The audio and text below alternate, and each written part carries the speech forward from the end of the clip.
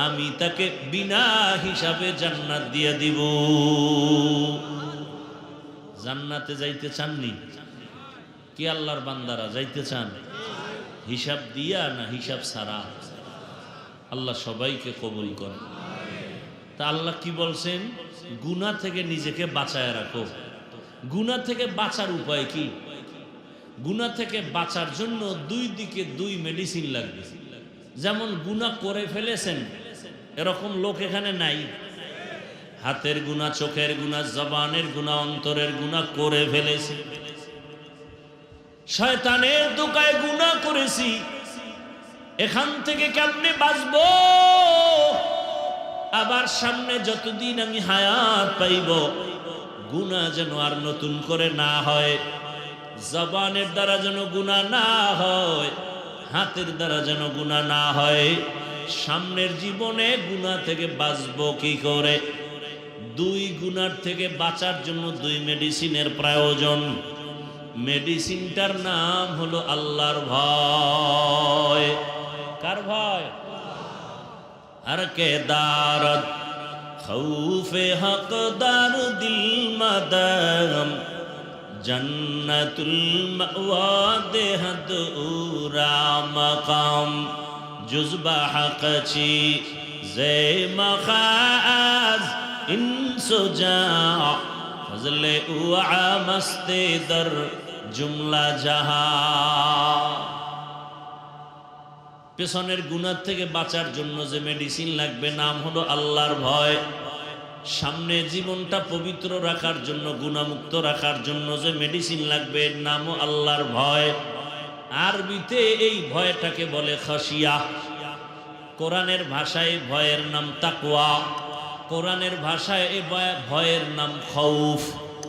লাউ আনজালনা হাযাল কুরআনা আলা জাবালিন লারাআইতাহু খাশিআম মুতাসাদ্দিআম মিন খাশিয়াতিল্লাহ।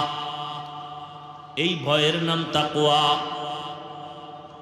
ইয়া আইয়ুহাল্লাযীনা আমানুত্তাকুল্লাহ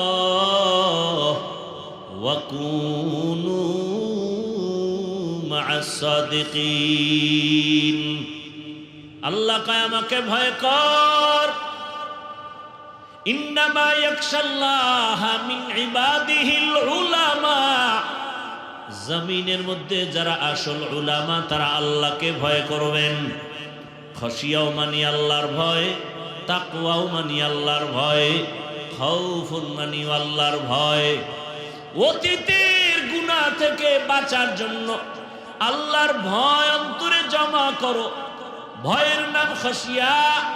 সামনের জীবনে যেন গুনাহ না হয় এজন্য যেই ভয়টা লাগবে ওই ভয়ের নাম তাকওয়া। পেছনে আল্লাহর ভয় নিয়ে তওবা করো, সামনে যেন তোমার আমার দ্বারা গুনাহ না হয়।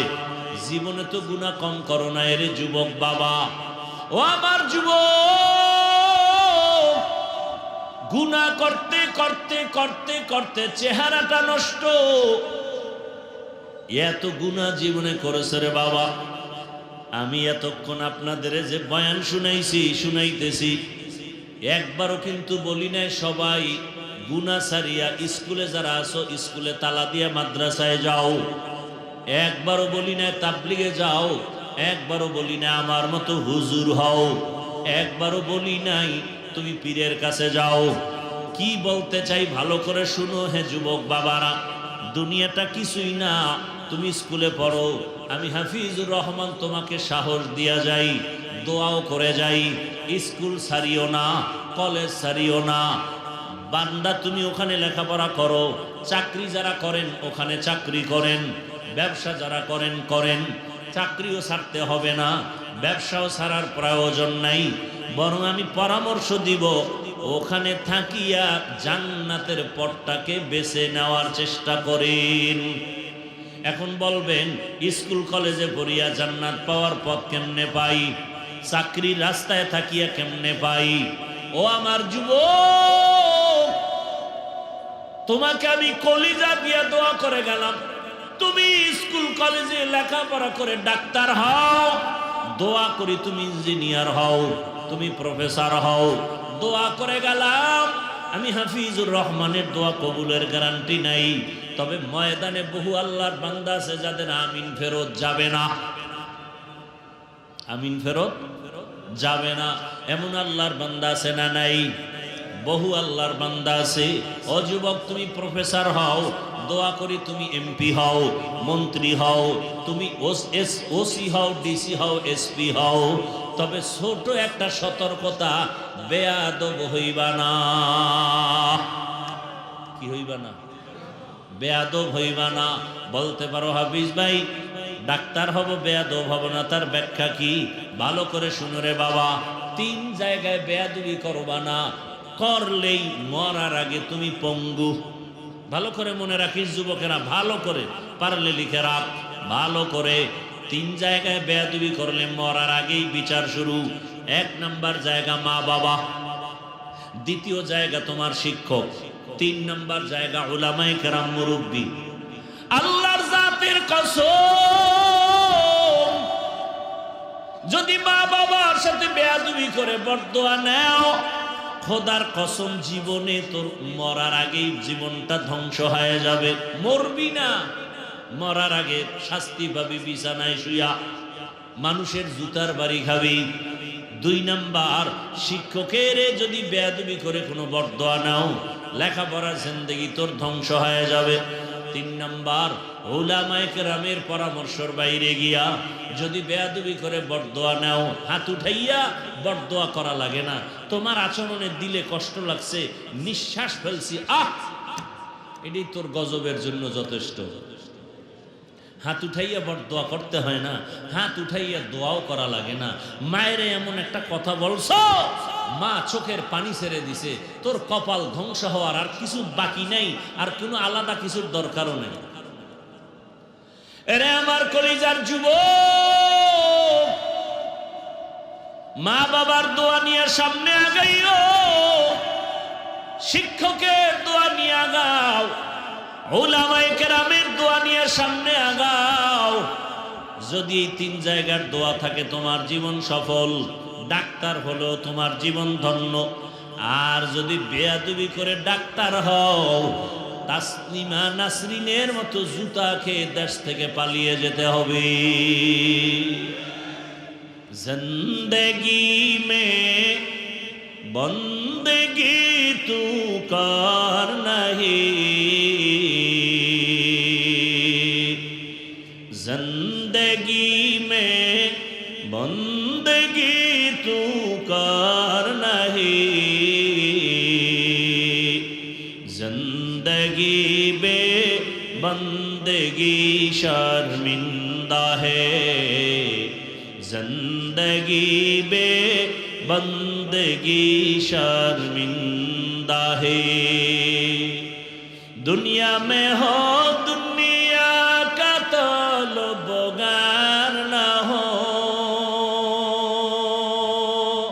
बाजार से गुजर हो, खरीदार ना हो, ये दुनिया एक मिसल कागज फूल है, ये दुनिया एक मिसल कागज फूल है। जिंदगी में बंदगी तू कर नहीं,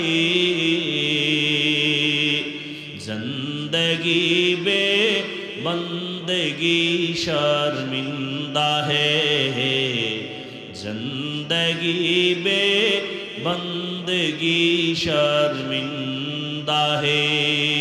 जिंदगी में बंदगी कुन बंदगी, बंदगी बे जिंदगी शर्मिंदगी। কয় জায়গার থেকে দোয়া লাগবে? 1 নাম্বার জায়গা মা বাবা, 2য় শিক্ষক।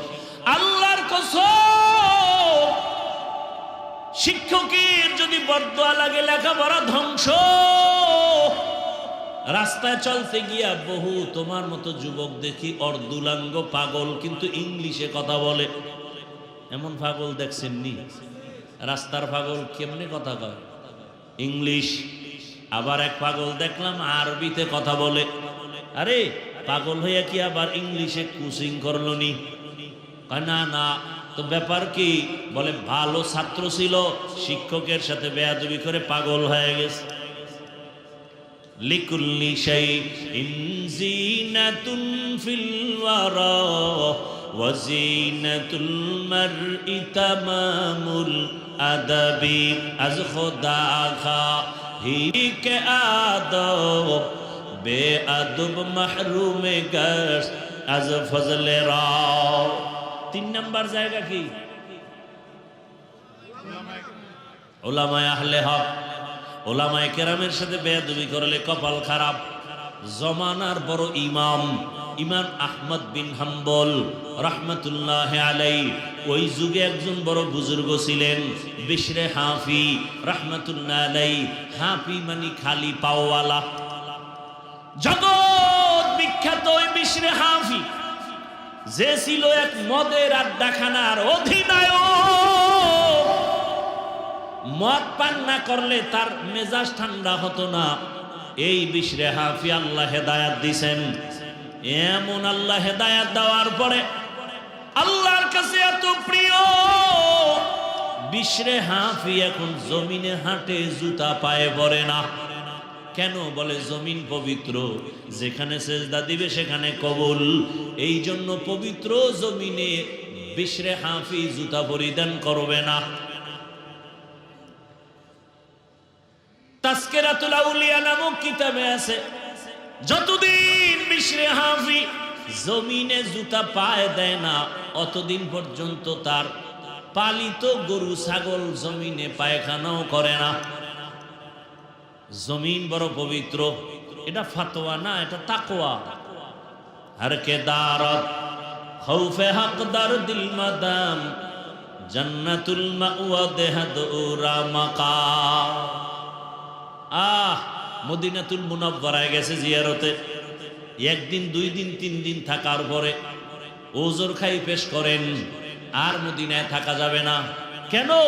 আমার বাথরুমের ব্যাগ আসছে। তো করো, বাথরুম আছে তো না। আমার রাসূল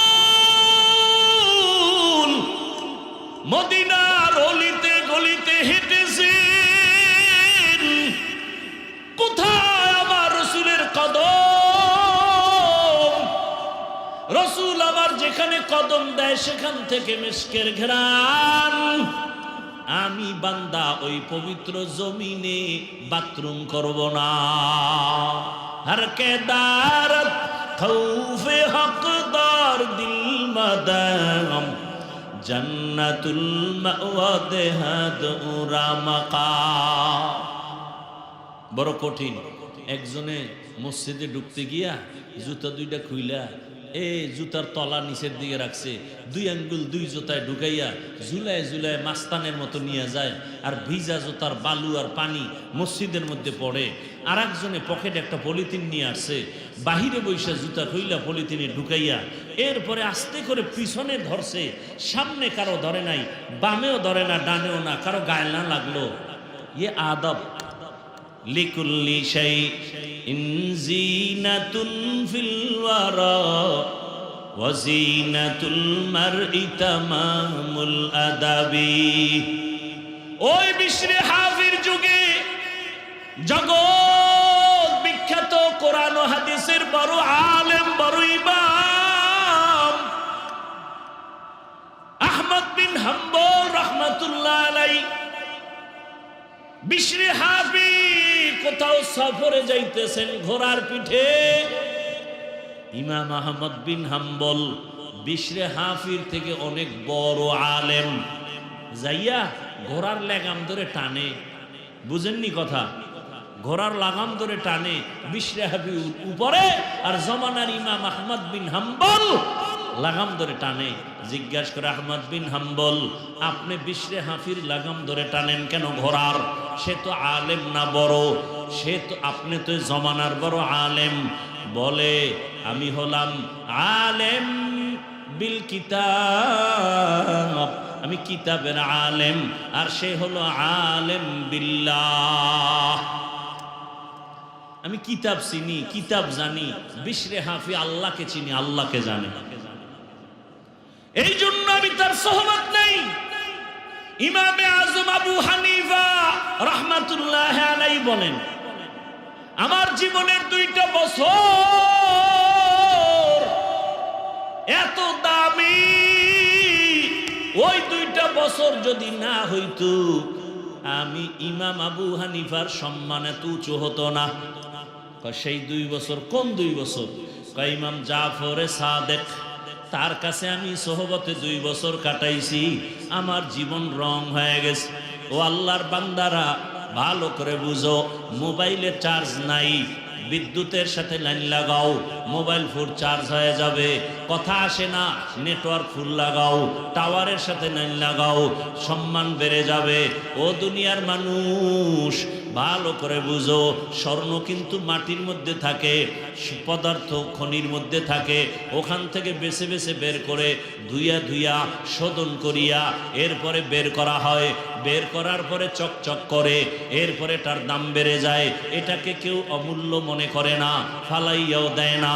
এর নবীর উম্মত, দুনিয়াতে দেখো, বড় ডাক্তার হতে হলে বড় অভিজ্ঞ ডাক্তারের পেছনে পেছনে ট্রেনিং দেয়নি? শুধু লেখাপড়া যথেষ্ট না, দুনিয়ার লাইনে যদি নিজের দামি বানাইতে চাও, দামি দামি আল্লাহওয়ালার সাথে সম্পর্ক জোড়ায় দাও।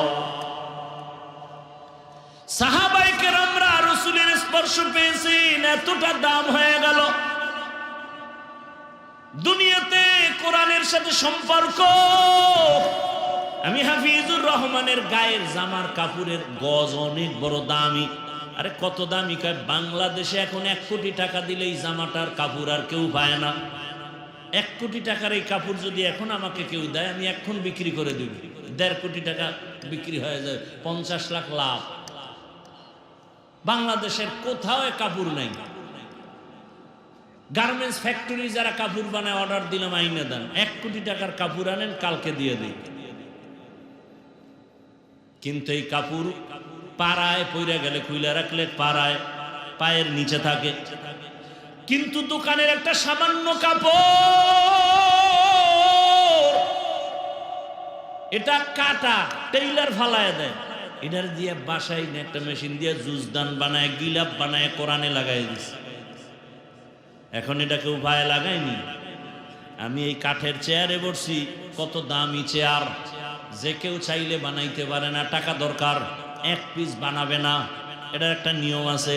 কিন্তু সামান্য কাঠ কোরআনে লাগাই দিয়েছেন, রেহাল নাম হয়ে গেছে, দাম বেড়ে গেছে। আপনাদের এলাকায় বহু ঘর আছে, বিল্ডিং আছে, একটা ঘরের কোনো দাম নাই, কিন্তু এই ঘরের এত দাম কেন? বলে কোরআনের তেলাওয়াতের স্পর্শ লাগছে। এই জন্য এখানে কেউ বিনা ওযুতে জুতা নিয়ে মসজিদে যায় না, কেউ মসজিদে আসলে বিড়ি টানে না। টানেনি? আপনাদের এলাকায় এরকম বেদ্যব আছে কেউ যে মসজিদের ভিতরে বইয়াও টানে? আল্লাহ হেদায়েত দান করে। আরো জোরে বলে, উলামায়ে কেরামের সাথে বেয়াদবি করি ওনারে যুবক। বাংলাদেশে এত ঝামেলা কেন? যত কারণ আছে, এর মধ্যে বড় কারণ আলেমদের সাথে বেয়াদবির ফলাফল। খবরদার বেয়াদবি করবা না রে বাবা, সাবধান। তুমি ডাক্তার হও, জীবন ধন্য, সর্বোচ্চ সম্মান তোমার হবে যদি 3 জায়গার দোয়া নিয়ে চলো। ডাক্তার হতেও বাধা নাই। এবার বলবা, হাফিজ ভাই এটা কি সম্ভব? হ্যাঁ, তুমি ডানে বামে তাকাও, সত্যটা স্বীকার করে আমাকে বলো। ও যুবক বাবারা, তোমার মতো যুবক স্কুল কলেজে পড়ে, সত্য কথা বলো, 5 ওয়াক্ত নামাজও পড়ে আসেনি। তুমি পারো না কেন? আমি অ্যান্সার দিব, তোমার কপালে কার জানি বরদোয়া লাগিয়েই গেছে, অজান্তে বরদোয়া লাগছে। এই জন্য তুমি হাজারো বয়ান শুনিয়া কান্দো না, মোনাজাত করো না, তওবা করো না, মসজিদেও যাও না। তোমার মতো যুবক র্যাব, আর্মি, পুলিশ, বিডিআরের চাকরি করে, 5 ওয়াক্ত নামাজ পড়ে, বলো তুমি কেন পারো না? অবশ্যই তোমার কপালে কার যেন বরদোয়া লেগে গেল। তোমার মতো যুবক রাস্তায় গাড়ি চালায়, ড্রাইভারি করে, নামাজ পড়ে, তুমি কেন পারো না? তোমার মতো যুবক এই বাজারে ব্যবসা করে, চাকরি করে, 5 ওয়াক্ত নামাজ পড়ে, সাটার টাইমে মসজিদে চলে গেছে, এখন বেচা কিনা চলবে না, এরকম ব্যবসায়ী নাই? বলো ব্যবসায়ী বাবা তুমি পারো না কেন? তোমার মতো যুবক নদীর মধ্যে মাছ ধরে, নামাজ ছাড়ে না, রিক্সা চালায়, নামাজ ছাড়ে না, জমিনে কৃষি কাজ করে, গামছা বিছাইয়া নামাজ পড়ে, নামাজ ছাড়ে না। বলো বাবা তুমি পারো না কেন? পর্দার আড়ালের আম্মা জানেরা, বোনেরা, আপনাদের কত ধন্য জীবন। খাজা মঈনুদ্দিনের কথা মনে আসেনি? বলছিলাম মা কি কইছিল, তুমি যত হাসো বাহাদুরি তোমার না আমার। মা বলেছিলেন, রে মঈনুদ্দিন, তুই যদি আমার গর্বে যেদিন আসছো, আমি মা ঘুমাইতাম না, রব্বে কারিমের দরবারে কান্না করতাম, হে মালিক আমার গর্বের সন্তান তোমার ওলি বানায় পাঠাও। দুনিয়াতে আসার পরে আমি মা তোরে যতদিন দুধ পান করাইছি রে সন্তান, এক ফোঁটা দুধও বিনা উজুতে আমি তোর মুখে দেই নাই। কেমন মা এক ফোঁটা দুধও বাচ্চার মুখে বিনা উজুতে দেয় না? এই সন্তান জগৎ বিখ্যাত, আল্লাহওয়ালা হবে না তো কার সন্তান হবে? ও আমার যুবক বাবারা, পর্দার আড়ালের মা বোনেরা, আপনাদের এলাকায় এখনো বহু মা আছে, বহু বোন আছে, বেপর্দায় চলে না, নামাজ ছাড়ে না, মোবাইলে সময় নষ্ট করে না, স্বামীর মাল নষ্ট করে না, খেয়ানত করে না। আম্মা জান আপনি কেন পারেন না? আজকে এই মাদ্রাসার কতজন ছাত্র পাগড়ি দেওয়া হইল? হ্যাঁ, 37 জন ছাত্রকে পাগড়ি দেওয়া হলো। ছোট ছোট বাচ্চা, এদের সিনার মধ্যে আল্লাহর কোরআন জমা হয়ে গেছে। ও পর্দার আড়ালের মা, খবর নিয়ে দেখেন, এ যারা পাগড়ি নিয়েছে ওই ছেলেদের বাবারা কোটিপতি না। খবর নিয়ে দেখেন, চাষি চাষের কাজ করে, কৃষি কাজ করে, রিক্সা চালায়, ড্রাইভারি করে, খেটে খাওয়া মানুষ। সন্তানটারে কোরআন পড়াইছে, দিনে কাজ কইরা যা পায়, নিজে খাইলো না খাইলো সন্তানের কিছু বেতন দেয়। এই বাবা মার আজকে খবর নেন, তাদের মতো ঈদের আনন্দে জমিনে আজকে আর কেউ নাই যে আমার সন্তানটা কোরআনের হাফেজ হয়ে গেল। ও পর্দার আড়ালের আম্মা জান, মনে কি চায় না একজন হাফেজের মা হইয়া কবরে যাবে? একজন আলেমের মা হইয়া কবরে যাবেন, একজন আদর্শ সন্তানের মা হয়ে কবরে যাবেন। সন্তানটারে কোরআন পড়াইয়া ডাক্তার বানান, বাধা নাই। সন্তানটাকে কোরআন শিক্ষা দিয়া ইঞ্জিনিয়ার বানান, বাধা নাই। সন্তানটাকে কোরআন শিক্ষা দিয়া প্রফেসর বানাবেন, বাধা নাই। ওই সন্তান ডাক্তার হলো আপনার জন্য কোরআন তেলাওয়াত করে দোয়া করবে। এখনো সময় আছে, মা তওবা করেন। আপনাদের জীবনটা বড় ধন্য, আল্লাহর কাছে তওবা করেন। জীবনে তো বেপরদায় কম দৌড়াইলেন না, জীবনে তো মোবাইলে সময় নষ্ট কম করলেন না। আর কত মরার কি চিন্তা এখন অন্তরে আসে নাই? ও যুবক, মনের মতো গুনাহ তো কম করো নাই, মনের মতো নামাজ সারিয়া মনের মতো দৌড়াইছো। মনে চাইছে পার্কে যাবা, পার্কে দৌড়ায় গেছো। মনে চাইছে মোবাইল চালাবা, সারা রাত চালাইছো, কারো বাধা মানো নাই। মনে চাইছে মেয়েদের নিয়ে আড্ডা দিবা, দিছো, কারো বাধা মানো নাই। মসজিদে যাবা না, যাও নাই, দাড়ি কাটবা, কাটে ফেলেছো, কারো বাধা মানো নাই। এখনো কি তোমার মরণের ভয় অন্তরে আসে না? আজকে তুমি এখানে তাজা যুবক বসে আছো, তুমি কি একটু ভয় করো না? সকালবেলা ঘুম থেকে এমনও হতে পারে তোমার বাবায় দৌড় দিয়া মসজিদে গিয়া বলবে, ইমাম সাহেব তাড়াতাড়ি আসেন, আমার বাবা দুনিয়াতে জিন্দা নাই। মা একটা চিৎকার দিয়া বলবে, তোরা কই? আমার সন্তান আর দুনিয়ায় বেঁচে নাই। মা চিল্লায় কাঁদবে আর বলবে, আমার আম্মু বলে কে ডাক দিবে? ও আল্লাহর বান্দারা, কেউ ডাক দেখবা, কেউ দৌড়াবে কাফন কিনার জন্য, বাবায় বলবে কেউ যা কবর খনন করার জন্য, আবার কাউকে পাঠাবে গরম পানি কর, আবার ছেলের চির বিদায়ের গোসল দেওয়া হবে। কেউ যাবে বাঁশবাগানে কবর খনন করার জন্য। রে যুবক, এর কয়দিন আগে দেখছো বিদেশ থেকে টাকা নিয়ে আসছে, গাড়ির মধ্যে ছেলে মেয়ে সহ বাড়ি যায়, রাস্তায় বাড়ি যাওয়ার আগে পানির মধ্যে পইরা মহিলাও মারা গেছে, বাচ্চাও মারা গেছে। দেখো নাই? এরে আল্লাহর বান্দা, এই তো দুনিয়া। ওই বিদেশি লোকটা হাউ মাউ করে কান্না করে, আমার জীবনটা শেষ হয়ে গেল, আমার কোলে বাচ্চাটাও মারা গেল, আমার সামনে স্ত্রীও মারা গেল, বাসা পর্যন্ত যেতে পারলাম না। কিসের যৌবনের বাহাদুরি করো? পানির মধ্যে তাকায় দেখ যুবকের লাশ, ঘুমের বিছানায় তাকায় দেখ লাশ, গাড়ির নিচে যুবকের লাশ। ওরে মায়ের কান্না শুরু হয়ে যাবে, তাকাইয়া দেখবি রে যুবক, আপনজনের আইসা তোর গায়ের গেঞ্জিটা বেলেট দিয়ে কেটে কেটে রাখবে।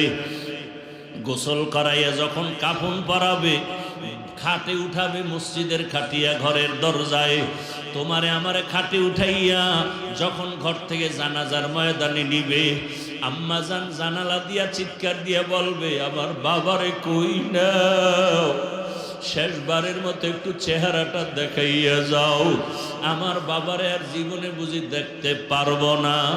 চির বিদায় দিয়া দিবে সবাই। জানাজা পড়াইয়া ওই বাঁশবাগানে যেখানে দিনেও কেউ যায় না ভয়, ওইখানে তোমাকে আমাকে শোয়াইয়া মাটি দিয়া বিদায় হয়ে যাবে। ও যুবক বাবা, মনের আশা পূরণ কইরা তো গুনাহ করছো, এবার তওবা করো।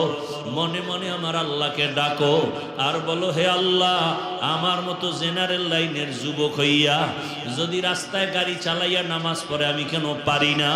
আমার মতো জেনারেল লাইনের যুবক যদি চাকরি করে নামাজ পড়ে আমি কেন পারি না? আমার মতো যুবক যদি জেনারেল লাইনে থাকিয়া ব্যবসা করিয়া নামাজ পড়ে আমি কেন পারি না? আজকে থেকে তওবা করে নিলাম। আমার আল্লাহকে মনে মনে বলো, হে আল্লাহ, জীবনে আর নামাজ ছাড়বো না, দাড়ি কাটবো না, আর বেপরদায় চলবো না। মা বাবার দোয়া নিয়া, শিক্ষকের দোয়া নিয়া, ওলামায়ে কেরামের দোয়া নিয়া নবীজির আদর্শ মতো চলবো। ও আল্লাহর বান্দা, পর্দার আড়ালের মা বোনেরা, অন্তর ভরে দোয়া করো, আল্লাহর কাছে তওবা করো। ও দয়ার মালিক, জীবনে আর কোনোদিন বেপরদায় চলবো না, স্বামীর মাল খেয়ানত করব না, আর মোবাইলে সময় নষ্ট করব না।